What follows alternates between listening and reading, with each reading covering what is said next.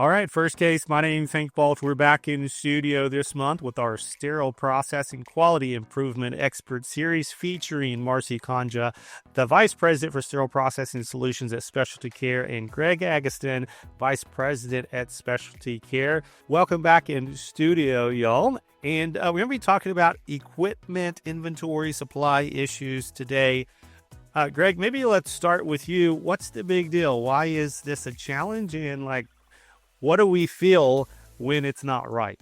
Yeah, so I appreciate that, Hank. So the one thing, just maybe kind of in the earlier episodes, we talked about really four variables that are going to determine whether or not the SPD is going to be able to meet its production and quality goals. Okay, and those are instruments available, functional, and safe (AFS).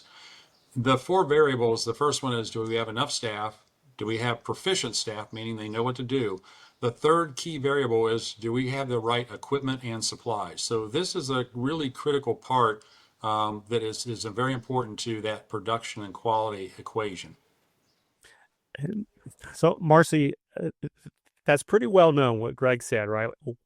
We know we have to have equipment to do surgery, okay? Everyone knows that, and yet so many of our departments struggle in this area. It's almost always a challenge that the surgical volumes are not matched up with the inventory and equipment volumes. Why does that disconnect happen? And we know it's not always that we don't have enough. Sometimes it may be tilted to the other side where the stuff we do have is just not the right stuff or it's not being utilized in the right way. Why is that always such a hard balance to get right? Well, we see it often where new surgeons come in, new types of surgery are done, and are we looking at when a new surgeon comes in that is doing similar surgeries to other surgeons, how many sets are we buying or making sure that we have? Are we doing that? Sometimes we're not. We're juggling. We're thinking that they're going to work on different days, but then guess what happens? They work on the same days. So communication is very important, especially making sure that you have enough of the instruments. One of the things we're trying not to IUS, we see that across the country, and we encourage no IUS, but there are turnarounds that interrupt the day's workflow. And you have all this work that's coming through, but now you have to stop and you have to turn this around it's used on the first case, but now you need it for the fourth case. So now we have to stop and get that ready for it. So by tracking how many turnarounds you have of specific sets and monitoring that, you have the ammunition to have a reason for why this should be purchased. If something's turned around, every month, a couple times, it's not that big of a deal. But if it's consistently, and we see that a lot with orthopedics and with spine, all service lines. Or we also have surgeons coming in and we're just adding stuff to existing sets. So now we have so much in a set that may not even get used all the time. Or, Dr. Smith, who worked here 20 years ago and has all these sets made for him, is retired and living down on the beach somewhere, but Right. he still have his sets on the shelf. So Always adding, never always adding. subtracting. Yeah. And are we adding the right things? We Right. have to make sure that of these sets, we, Gregg and I have looked at this before. You have 75 instruments in a set and probably only 25 to 30 of them get used consistently. Yeah, Marcy, you alluded to this too, but it's such a important issue because it's happening all over the place, right? Like you get a new surgeon.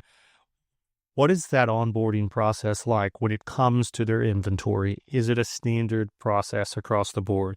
Is sterile processing included in those conversations and processes? Many times, no, they're not. It's like the first time that the surgeon's there is their case is posted and you're like, who is Dr. So-and-so and what are they, like what preference cards? And just like all of this just flows past sterile processing, and yet we're the teams that are stuck with trying to make miracles happen many times with that short inventory. So I think that's a really important call out. Anytime you got new surgeons coming in or you got old surgeons that are moving on, what is the outboarding process like?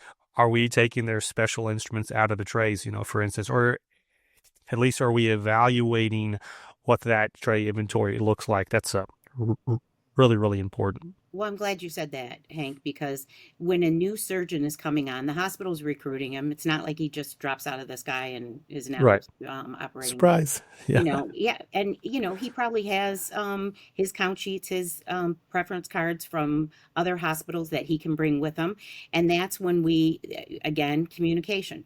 Bringing the team together, which includes a representative from sterile processing, a representative from materials management, and the OR, looking at what the surgeon needs, bringing the surgeon down to see what we already have and what he can use and what we need to purchase for him. I mean, years ago, I'm sure you've seen this too in your hospitals when Da Vinci came out. You know, sterile processing needs to be at the table when new instruments and equipment are coming in, because like when the Da Vinci came out, what do we need to clean it with? What do we need equipment wise, sonic wise, brushes wise? And a lot of times that isn't thought about. So sterile processing should always have a seat at the table when we're discussing new surgeons coming in, new instrumentation coming in, reducing instrumentation, or adding. Yeah, so Greg, Marcy mentioned um, the equipment piece. Now, what's different with sterile processing equipment versus this inventory that we're talking about with surgical instruments is the instruments make their way to the OR, right? So like the surgeon gets to see it, the nurses get to see it. The equipment in sterile processing, that stays in the department. That's in the basement, or that's, 2 floors away or what have you. But just like we have inventory challenges that impact the rest of the quality, our equipment challenges can have tremendous impact in what that quality product actually looks like and shows up in the OR. What are some of those challenges that you've seen out there? Yeah, absolutely, Hank. So yeah, equipment is, the actual physical equipment in the department is critical to the success. So you've got 3 autoclaves and one of them's down. You've lost a third of your production capability, right? Which is very significant. And the challenge with equipment is that one, it's got to work, and two, it's got to be maintained in order to stay working.